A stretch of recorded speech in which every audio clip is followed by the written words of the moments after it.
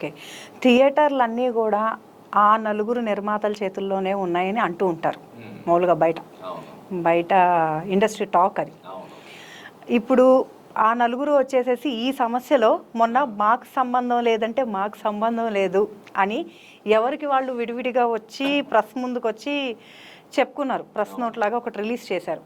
మాకు దీనికి ఈ ఇష్యూకి ఎటువంటి సంబంధం లేదు అని. దిల్ రాజు గారు కానీ ఆ నలుగురిలో మేము లేము అంటూ దిల్ రాజు గారు కానీ ఇటు అరవింద్ గారు కానీ వీళ్ళు బయటకు వచ్చి మాట్లాడారు. ఇది ఎంతవరకు కరెక్ట్ అంటారు?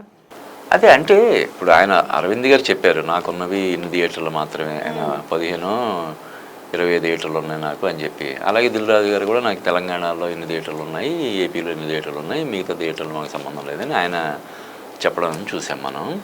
అయితే ఇంకొకటి దిల్ రాజు గారు ఇంకో మాట, అల్లు అరవింద్ గారు ఇంకో మాట అన్నారు.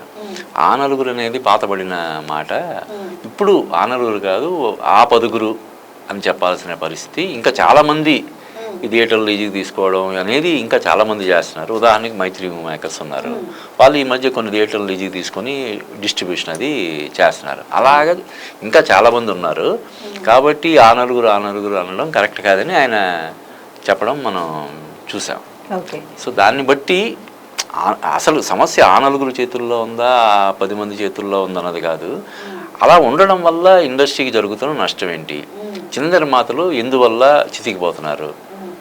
ఇప్పుడు మనం జనరల్గా ఇండస్ట్రీలో ₹1 కోటి ₹2 కోట్లు పెట్టి సినిమా తీస్తే చులకనగా అంటే ఏదో ఒక చిన్న చూపు చూస్తుంటాం.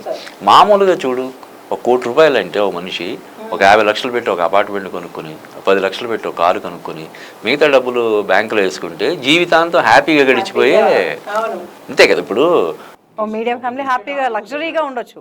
స్టేట్ ఆఫీసర్ రిటైర్ అయితే కూడా ఎంత వస్తుందో ₹1 కోటి వస్తుంది, అంతే కదా.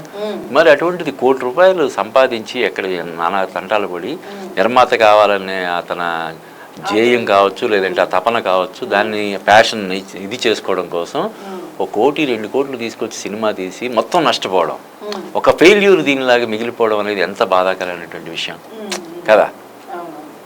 అందుకని అంటే